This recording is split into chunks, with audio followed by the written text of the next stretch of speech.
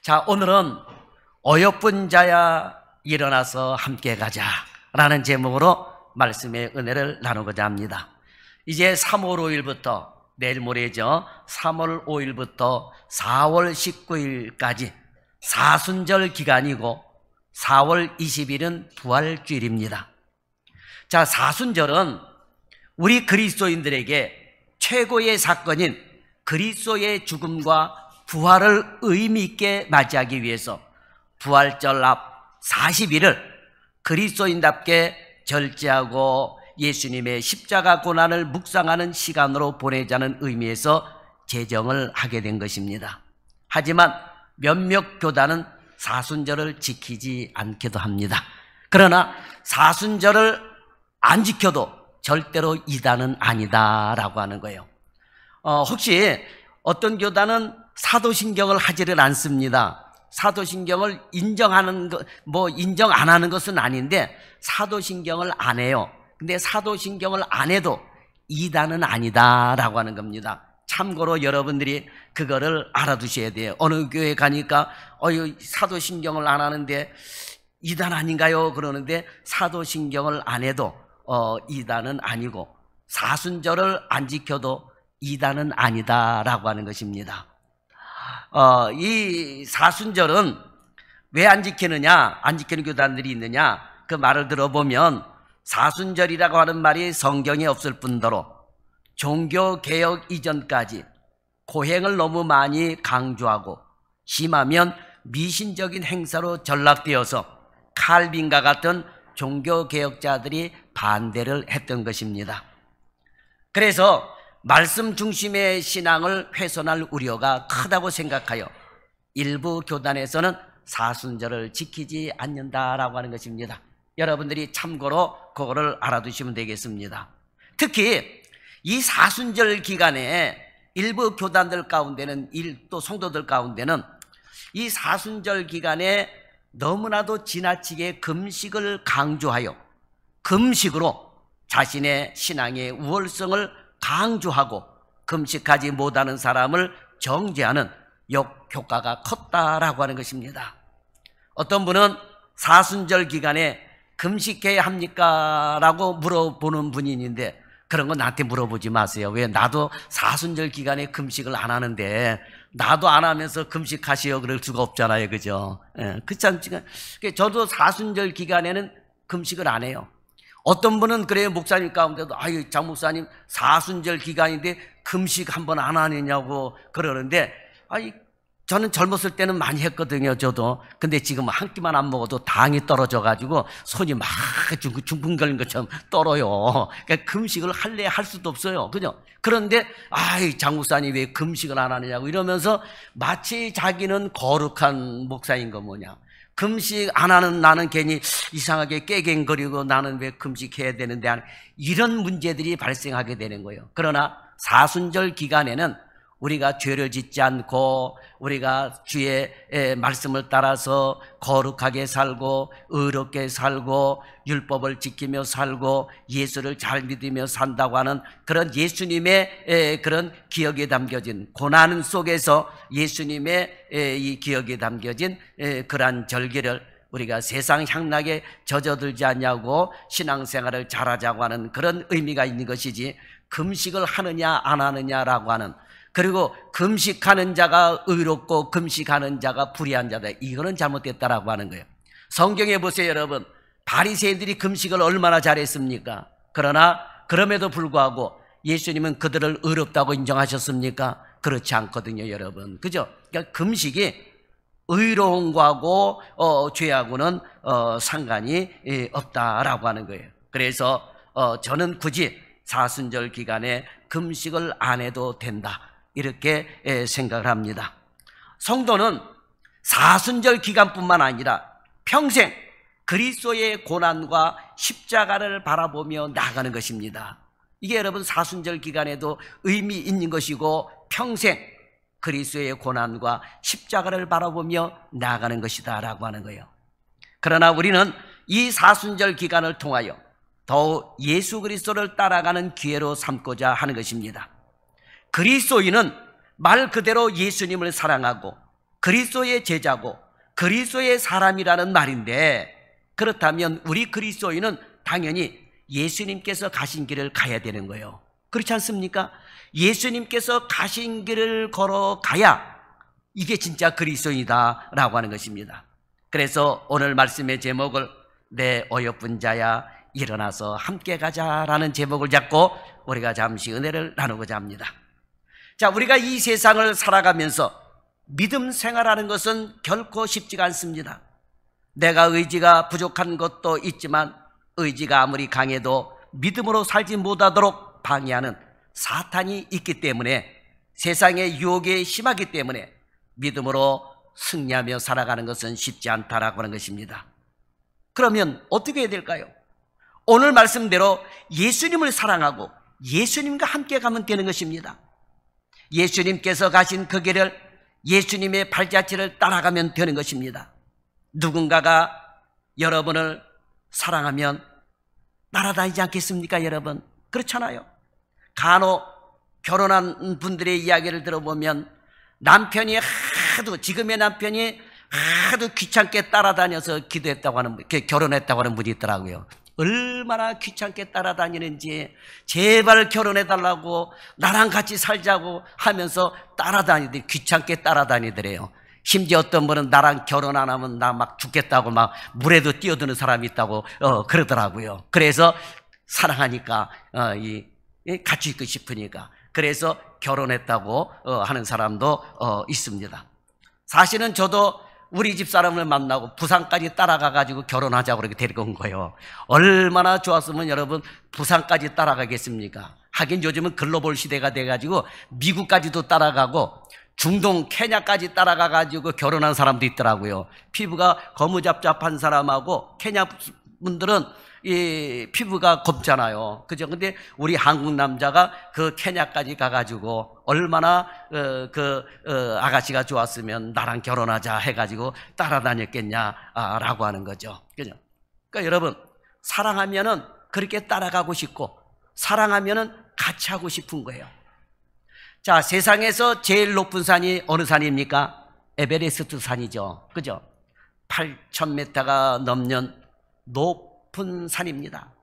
그런데 그 산에 올라가다가 죽는 사람들이 한둘이 아니에요. 그죠? 많이도 죽습니다. 이 에베레스트 같이 높은 산을 등산할 때 왜 많이 죽습니까?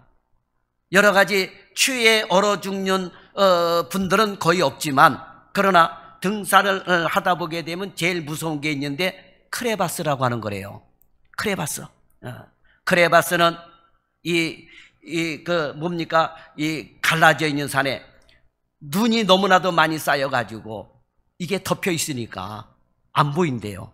그래서 자기도 모르게 그 발로 밟다 보게 되면 푹 빠져가지고 죽는다고 하는 것입니다. 그래서 이 등산할 때, 높은 등산하고 올라갈 때는 특히 이 눈이 덮여 있는, 얼음이 덮여 있는 그런 산에는 크레바스라고 하는 것이 제일 무섭다고 합니다. 그 틈이 보이면 다행인데 문제는 그 틈이 눈으로, 얼음으로 덮여서 모르고 밟다 보게 되면 그저 막 그냥 1000m, 500m, 100m 낭떠러지로 죽는다고 하는 거예요. 그래서 시체도 못 찾는 그런 경우도 많다고 하는 것입니다.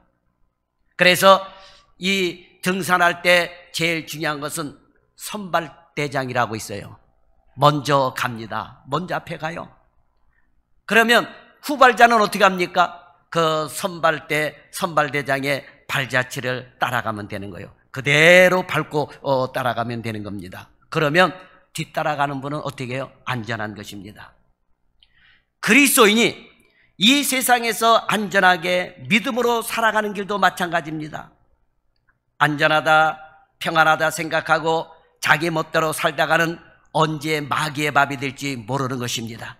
그러니 우리 그리스도인들은 언제나 앞서가신 대장 예수 그리스도를 따라가야 되는 거예요.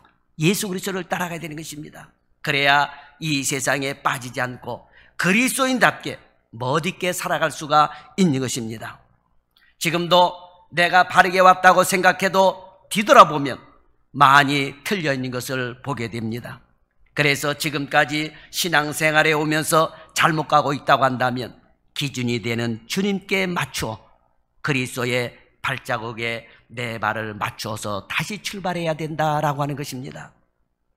오늘 우리가 보고자 하는 말씀은 솔로몬이 쓴 최고의 노래 아가서입니다. 아가서예요. 솔로몬은 하나님 앞에서 인간으로서는 전무후무한 지혜를 받아 초목과 짐승, 새, 곤충, 물고기 등 피조물에 대해서 논하고 삼천의 잠언을 말했으며 열왕기 4장 32절에서 33절에 보면 1005편의 노래를 지었다 그랬습니다. 그런데 그렇게 많은 시와 노래 중에 최고를 아가서다라고 하는 것입니다. 최고가 아가서예요. 어떤 사람은 아가가 사람의 이름이냐라고 물어보는 사람이 있습니다. 그런데 이 아가는 사람의 이름이 아니라 아가는 히브리어로 쉬르 하쉬름이라고 그러는데 노래 중에 노래라고 하는 거예요. The Song of Song, 노래 중에 노래다라고 하는 의미가 있습니다. 어느 정도 최고냐 하면 히브리인들은 최상급 최고를 나타낼 때 쓰는 관용적인 표현이 있는데 예를 들면 지성소, The Holy of Holies, 지성소. 그리고 우리가 잘 아는 대로 King of King, 만왕의 왕. 또 우리가 만주의 주, Lord of Lord 등 이 최상급의 관용으로 쓰는 거예요. 왕 중의 왕, 만왕의 왕. 그냥 왕이 아니라 최고를 나타낼 때는 만왕의 왕. 그래서 성경에 보게 되면 나 만군의 여호와가 말하노라 이렇게 말씀하고 있거든요. 그러니까 최고의 관용어를 붙여서 쓸 때 king of king, 왕 중의 왕, 노래 중에 노래. 그러니까 이 아가서가 이 아가서라고 하는 의미는 노래 중에 노래라고 하는 뜻이에요. 노래 중에 노래다. 그만큼 아가서는 대단하다고 하는 거예요. 대단합니다. 그러면 정말 그렇게 대단할까요? 우리가 그냥 아가서를 읽어보면 그렇지 않습니다. 그러나 여기에 보면 아가서를 읽어본 분들이 과연 얼마나 될까요? 왜 안 읽을까요? 대단한 걸 모르기 때문에 안 읽는 거예요. 대단하면 여러분 읽습니다. 그렇잖아요. 그런데 이 대단하다는 걸 모르기 때문에 사람들이 안 읽는 거예요. 자, 아가서가 노래 중에 노래라는 최상급의 관용구를 붙인 이유는 단순히 솔로몬이 사랑한 여인이라서가 아니라 하나님과 선택받은 즉 구원받은 성도와의 사랑을 노래한 시이기 때문이다 라고 하는 것입니다. 단순히 솔로몬이 술람이 여인, 그 술람이 여인이 피부가 검은 여인이에요. 우리가 흔히 얘기한 대로 이 까만 여인이에요. 그런데 솔로몬이 얼마나 이 여인을 사랑하고 노래했는지 이 아가서를 기록을 하게 된 것입니다.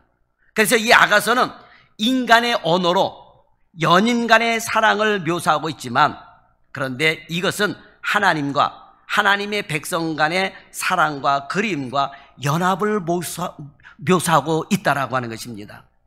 우리가 아가서를 통해 하나님께서 자신의 백성을 얼마나 사랑하시는지를 알게 되면 히브리인들이 왜 이 노래에 최상급의 표현을 붙여서 노래 중에 노래다라고 한지를 알게 되는 거예요. 그러니까 솔로몬이 이 술람이 여인에게 이 아가서 편지를 이게 써가지고 인간의 최상급의 언어를 사용해서 그 사랑을 표현을 한 거예요. 연애 편지 써보신 분들 있습니까? 연애 편지 안 써봤어요? 아유 재미없게 살았겠다.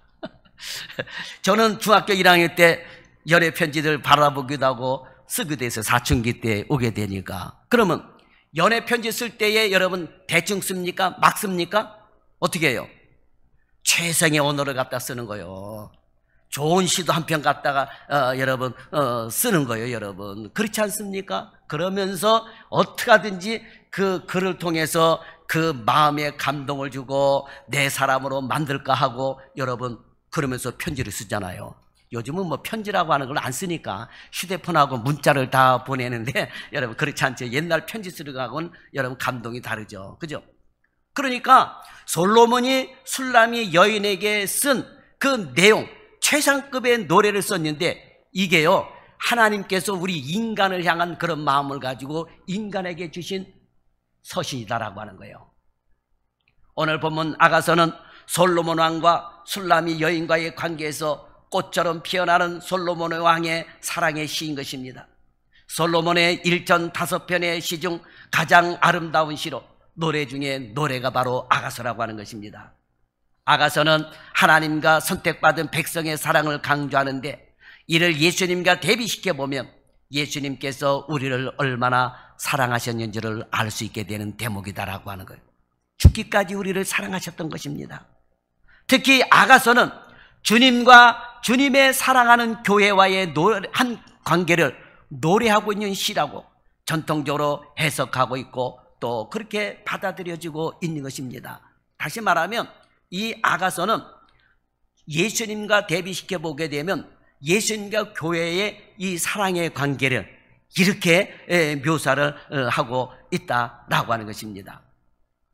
나의 사랑, 나의 어여쁜 자야 라고 부르신 예수님께서는 우리에게 한 가지를 요구하고 있는데 그게 뭡니까? 바로 함께 가자라고 하는 거예요. 나의 어여쁜 자야, 일어나 나와 함께 가자. 나의 사랑, 내 어여쁜 자야, 일어나서 함께 가자라고 말씀합니다. 여러분, 사랑한다면 당연히 함께 가는 거 맞지 않습니까? 사랑하는 사람은 떨어질 수가 없어요. 결혼하는 이유도 뭡니까? 사랑하는 사람과 계속 함께 있고 싶어서 여러분 결혼하는 것입니다. 사랑하면 좋은 일이든 힘든 일이든 어떤 일이든 함께하게 되는 것입니다. 좋은 일만 함께하고 힘든 일은 함께하지 않는다면 그건 사랑하는 사람이 아니다라고 하는 것입니다. 자, 여러분 비 올 때 우산 하나 갖고 쓰게 되면 누구 쪽으로 많이 기울어집니까? 우산 쓸 때. 그죠? 사랑하는 사람 쪽으로 기울어지게 돼 있어요. 그죠? 사랑하는 사람이 오른쪽에 있으면 우산을 써가지고 나보다는 사랑하는 사람이 비 맞지 않기 위해서 자꾸 기울어집니다. 나는 이쪽에 적게 되고. 또 사랑하는 사람이 왼쪽에 있으면 어때요? 왼쪽으로 기울어지는 거예요. 자꾸만 비 맞지 않도록 하게 되는 거예요. 사랑하지 않으면 어떻게 돼요? 그러면 나 혼자 쓰는 거지. 그죠? 비 맞거나 말거나 많이 맞거나 말거나 내 중심으로 쓰게 되는 거죠, 여러분. 그렇지 않습니까? 사랑하는 쪽으로 기울어지게 돼 있는 거예요.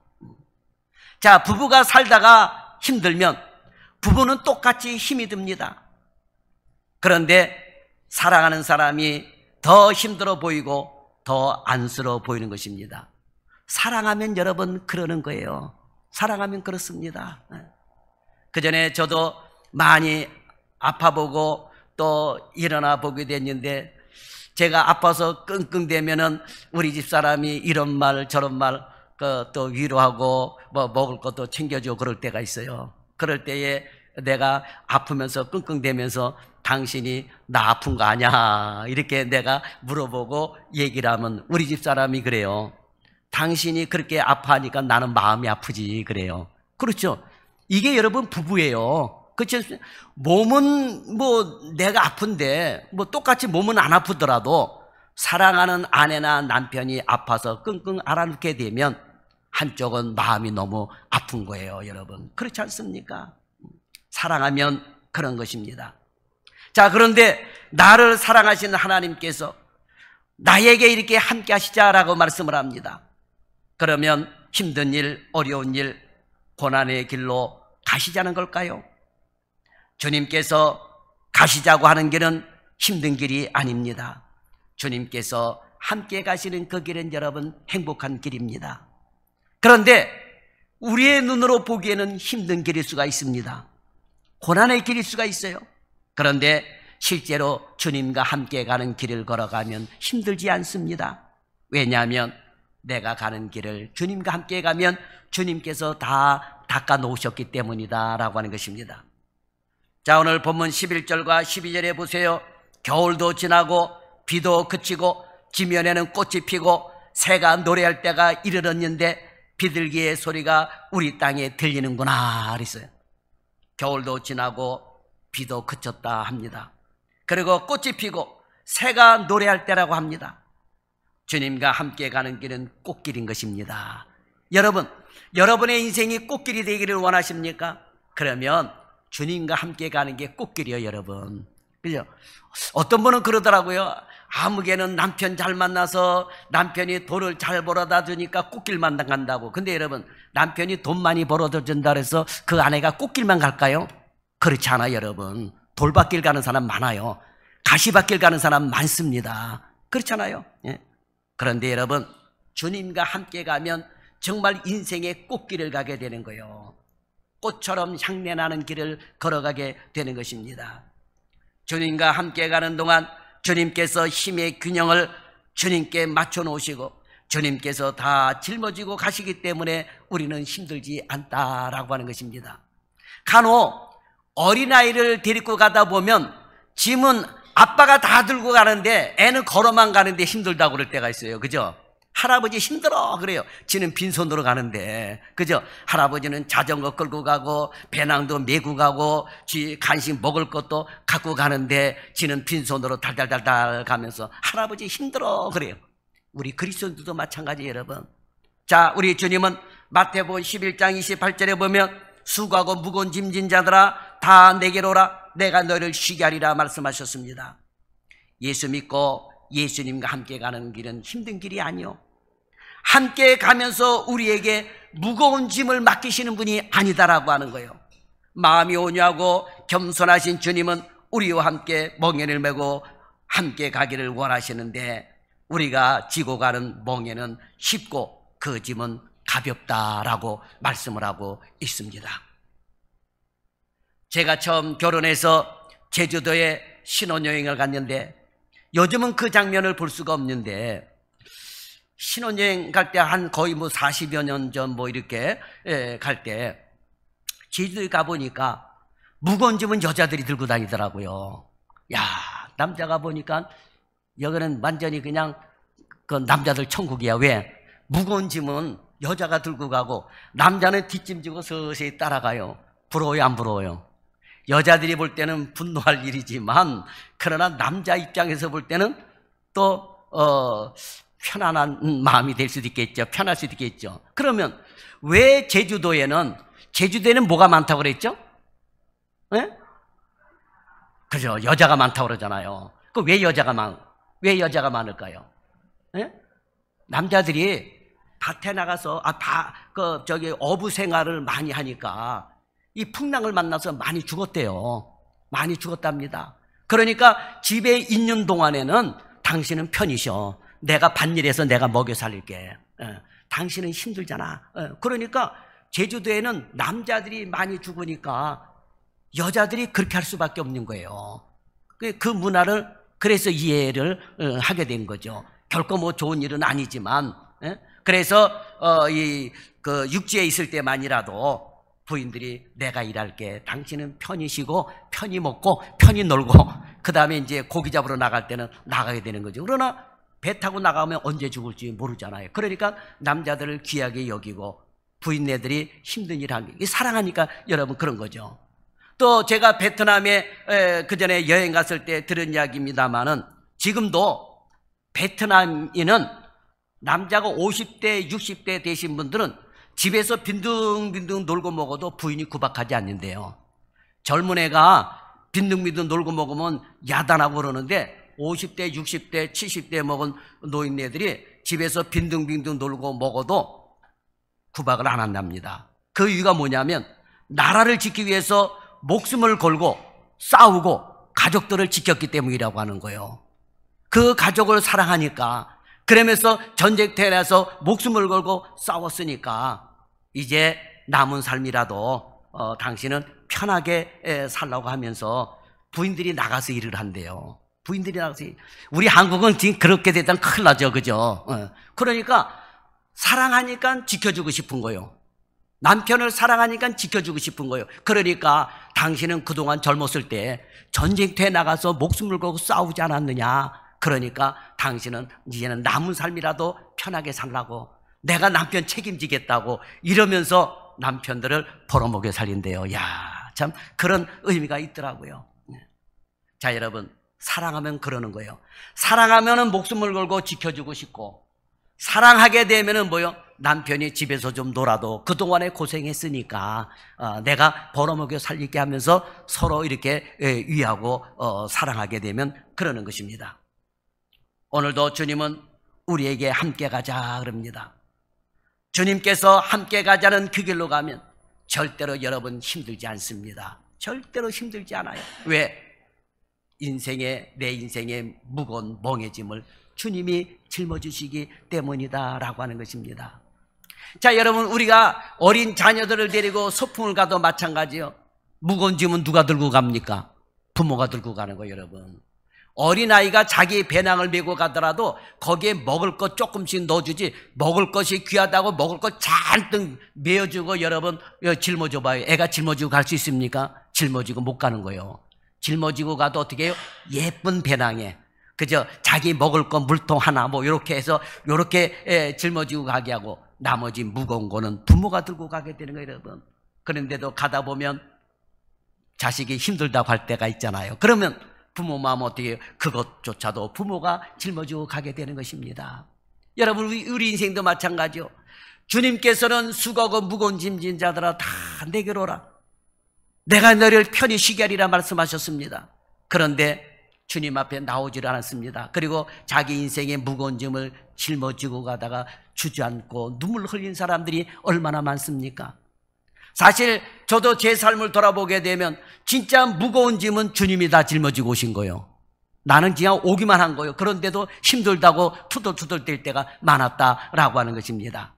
여러분, 주님과 함께 가게 되면 절대로 여러분 무겁지 않습니다. 주님은 우리에게 무거운 짐을 절대로 짊어지시는 분이 아니에요. 그래서 주님은 나와 함께 가자 이렇게 말씀하고 있는 것입니다. 그래서 여러분, 주님과 함께 가야 행복하고, 주님과 함께 가는 길은 영원한 행복이 보장된 길이다라고 하는 거예요.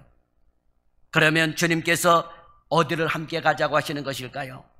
주님께서 함께 가기를 원하시는 길은 십자가를 지는 길입니다. 그런데 이 십자가를 지는 길이 영생의 길이다라고 하는 거예요. 그리고 주님은 희생하고 섬기자 그러십니다. 그러면서 십자가의 복음을 전하자라고 말씀합니다. 이 길을 가면 주님께서 천국까지 나와 함께 하시고 인도하시는 것입니다. 그러면 주님과 함께 갈 때 우리가 조심해야 될 일이 있는데 어떻게 해야 되느냐? 주님과 함께 할 때 첫째로 마음을 갖춰야 돼요. 마음을 갖춰야 됩니다. 어떤 일도 마음을 갖춰야 돼요. 함께 가는 길, 함께 하는 일은 무엇보다 먼저 마음을 갖춰야 되는 것입니다. 마음을 맞추지 않으면 간단한 일도 여러분 힘이 들어요. 특히 둘이 짝을 맞추어 하는 일은 우선 마음부터 맞아야 되는 거예요. 자, 여러분, 우리가 운동회 때 우리가 그 게임 같은 거 할 때가 있어요. 그 게임 중에 하나가 뭡니까? 운동회 할 때 발에다가 끈을 묶어요. 부부간에 다리에다가 끈을 묶습니다. 빨리 가는 게 중요합니까? 마음을 같이 먹고 같이 가는 게 중요합니까? 그죠? 마음만 먹어가지고 많이 가다 보면 어떻게 돼요? 넘어지는 거예요, 여러분. 넘어져요. 근데 넘어지는데 왜 넘어지고 못 따라오냐고 구박하고 그래봐요. 그러면 어떻게 하겠어요? 부인이 에이 안 해. 그러면서 여러분 이혼할 수도 있어요. 그죠? 자, 운전 연수를 시킬 때도 마찬가지요. 남편이 여자 부인네들은 운동신경이 느리고 좀 둔하기 때문에 못할 수도 있어요. 그런데 운전을 가르쳐 주다가 앉아가지고 멍충아, 바보야, 뭐 이러면서 여러분 구박을 해봐요. 그런 남자들이 있더라고요. 막, 분노 일으키면서. 그래가지고, 부인이, 에이, 안 한다고니만, 야, 나 안 해. 그리고 이혼해. 해가지고 이혼한 사람도 있더라고요. 운전 연수하다가. 아유, 나는 그것도 모르고 우리 집사람 운전 연수 가르쳤지. 연수까지 다 해줬지. 우리 애 둘 다 운전 교육 다 시켰지. 저 성격 좋은 거예요. 그거 보면요. 그죠? 조금 톤 높아질 때도 있긴 있어요. 근데 당신 톤 높아졌네? 이러면 그때 깨갱대고, 아이고, 아니야. 이제 차분하게 운전하자고 이렇게 해서 참 저도 대단하죠. 우리 집사람 내 제자예요. 운전 제자. 얼마나 가르쳤는지 몰라요. 그러니까 운전을 하던 운동을 하던 마음이 맞춰야 되는 거예요. 빨리 가는 게 중요한 게 아니다라고 그래요. 마음을 맞춰서 보조를 맞춰서 가는 게 여러분 빠르다라고 하는 거예요. 윽박 지른다고 해가지고 여러분 공부 잘하게 됩니까? 그렇지 않거든요. 마음을 맞춰서 공부도 가르치고 마음을 맞춰서 같이 살아야 행복한 것이지, 작은 거 하나 마음을 맞추지 못하게 되면 안 된다라고 하는 것입니다. 남녀가 결혼해서 함께 사는 것이 쉽습니까? 어렵습니까? 물어보자니 대답해봐요. 어려워요? 그럼 왜 어렵습니까? 왜 어려워요? 에? 아니, 셋도 아니고 둘이 사는데 왜 어려워요? 안 맞으니까. 그게 바로 그거요. 뭐가 안 맞아요? 그렇지, 마음이 안 맞으니까 어려운 거예요, 여러분. 그죠? 때려칠 수도 없고 바꿀 수도 없고 그냥 소갈이하며 살아가는 것이지, 여러분. 그죠?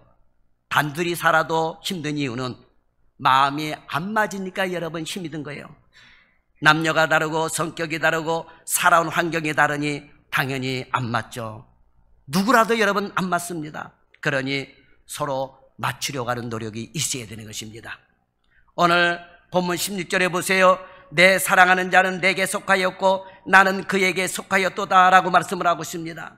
술람이 여인은 자신과 솔로몬 왕과 서로 하나라는 것을 이야기하고 있는 노래입니다. 궁에는 무수하게 많은 궁녀들이 있지만 자신은 그 궁녀와는 차원이 다른 관계라고 이야기합니다. 마음을 맞추지 않으면 주님께서 함께 가기를 원하시는 그 길은 힘든 길입니다. 서로 한 마음이 되어야 되는 거예요. 너희 안에 이 마음을 품으라. 누구의 마음입니까? 예수의 마음을 품으라고 하는 거예요. 그래야지 주님과 같이 갈 수가 있다라고 하는 것입니다. 본문 15절에 보면 우리를 향하여 여우 곧 포도원을 허는 작은 여우를 잡으라고 말씀합니다. 포도원을 허는 작은 여우는 사랑의 관계를 회방하는 것을 말하는 것입니다. 주님과 마음을 맞추는 것을 방해하는 것이 무엇입니까? 그것이 작은 여우라고 하는 거예요. 주님을 따라가는 길에 방해가 되는 것입니다. 우리는 이러한 세력들을 잡기 위해 항상 깨어 있어야 될 줄 믿습니다. 그 다음에 마지막 두 번째로 목적지가 같아야 돼요. 여러분, 목적지가 다르면 안 돼요. 여러분, 목적지가 같아야 되는 것입니다. 자, 본문 16절에 보면 내 사랑하는 자는 내게 속하였고 나는 그에게 속하였도다 라고 말씀을 합니다. 솔로몬 왕이 자신에게 속하였고 자신 또한 솔로몬 왕에게 속하였음을 분명하게 밝힙니다. 이는 하나의 공동체로 영원히 함께할 것을 강조하는 것입니다. 요한복음 6장 56절에 보면 예수님께서 제자들에게 내 살을 먹고 내 피를 마시는 자는 내 안에 거하고 나도 그의 안에 거하리니 라고 말씀을 하셨습니다. 이는 그리스도의 피로 구속받은 자가 주님과 연합하게 됨을 말씀하는 것입니다. 예수님은 이후에도 성도와의 연합을 강조하셨습니다. 요한복음 17장은 대제사장으로서의 예수님의 기도인데 21절에 보면 아버지여 아버지께서 내 안에 내가 아버지 안에 있는 것 같이 그들도 다 하나가 되어 우리 안에 있게 하사라고 기도하셨습니다. 그리고 24절에서는 아버지여 내게 주신 자도 나 있는 곳에 나와 함께 있어 아버지께서 창세전부터 나를 사랑하셨으므로 내게 주신 나의 영광을 그들로 보게 하기를 원하옵나이다라고 기도하셨던 것입니다. 이 기도에 나와 함께 있어 라고 그랬어요. 주님이 나와 함께 있어. 자, 제자들이 예수님께서 가시는 그 길을 가게 될 것이라는 것이고 또 하나 나의 영광을 그들로 보게 해달라는 말씀은 최종적으로 천국에 함께 있을 것을 말씀하고 있는 것입니다. 요한복음 13장 36절에 보면 예수님께서 제자들에게 내가 가는 곳에 따라올 수 없다라고 하셨지만 후에는 따라오리라고 말씀하셨습니다. 예수님을 사랑하는 성도라면 결국은 주님께서 가신 같은 길을 가야 같은 목적지에 들어갈 수가 있다라고 하는 것입니다.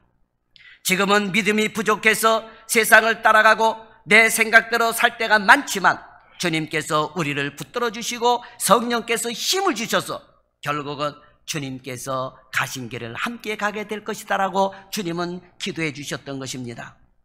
사랑하는 성도 여러분, 주님께서 육신을 입고 이 땅에 사람으로 오셔서 십자가에 달려 죽으심으로 우리가 죄에서 사함받아 하나님의 자녀가 되었습니다.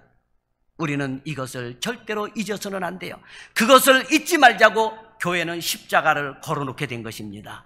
그 십자가를 떼버리게 되면 어떻게 해요? 이단들이 십자가를 떼버립니다. 주님의 그 은혜를 인정하지 않겠다라고 하는 거예요. 구속의 피를 인정하지 않겠다라고 하는 것입니다. 그러나 여러분, 우리가 예수님께서 이 땅에 오심으로 말미암아 십자가에 달려 죽으시고 석죄의 피를 흘려주셨는데 누구든지 그 사실을 믿으면 하나님의 자녀가 된다라고 하는 거예요. 이게 여러분 놀라운 신비가 이 수고에 담겨져 있는 것입니다. 우리는 이것을 절대로 잊어서는 안 됩니다. 하나님께서 어떻게 나를 하나님의 자녀로 삼아주셨는지 그 과정, 성경 말씀을 잊어서는 안 됩니다. 세상에는 기독교인이라고 하면서 육신의 생각을 따라 사는 사람들이 얼마나 많은지 모릅니다. 기독교인이라고 하면서 우상도 섬기고 점도 보고 너무 수준 낮은 행동을 하는 사람들이 많습니다. 이제 사순절 기간은 지금까지 내가 걸어온 길을 한번 돌아보시고 예수님께서 가신 길과 얼마나 차이 나는지를 돌아보고 예수님께서 가신 길에 나의 발을 맞추는 기간이다라고 하는 것입니다. 오늘도 내 어여쁜 자야 일어나 함께 가자고 하시는 주님의 음성을 듣고 사랑하시는 주님께 마음을 맞추고 방향을 맞추고 올바른 삶을 살아가는 저와 여러분이 되기를 예수님의 이름으로 축원합니다. 기도하겠습니다. 살아계신 하나님, 오늘도 주님은 우리를 어여쁘게 여기시고 내 사랑이라고 말씀하시고 일어나 함께 가자고 말씀을 하십니다. 주여, 세상 유혹 가운데 일어나서 주님과 함께 마음을 맞추고 주님과 함께 같은 목표를 가지고 주님과 함께 발을 맞추고 이 세상을 살아갈 수 있는 성도들이 되게 하여 주옵소서. 오늘도 우리 사랑하는 성도들에게 이 세상의 유혹과 세상의 여러 가지 죄악에 빠지지 않도록 영원히 잘되게 하여 주시고 건강하게 만들어 주시고 또한 이 세상에 살면서 범죄의 유혹에 빠지지 않도록 주의 성령께서 육신의 강건함도 허락해 주시고 또 저들의 사업장과 직장도 형통하게 도와주시고 물질적으로도 어렵지 않도록 하나님께서 축복의 축복을 더하여 주옵소서. 강건함도 허락하여 주시옵소서. 오늘도 영육간의 강건함과 주의 치료하심이 있기를 소망합니다. 그래서 하나님의 능력의 손길로 우리의 병들어가는 육신도 연약해져가는 육신도 치료받게 도와주시고 또한 우리의 여러 가지 삶 속에 잘못 살아온 방향을 틀어서 이제는 주님께로 향하는 삶이 되도록 주여 인도하여 주옵소서. 오늘도 주의 말씀이 저들의 심령을 울리게 도와주시고 주의 말씀이 저들의 심령을 변화시키게 도와주시고 그래서 주님께로 향하는 마음이 떨어져 나가지 않도록 주께서 붙들어 주시고 인도하여 주옵소서. 예수님의 이름으로 축복하며 기도드리옵나이다. 아멘.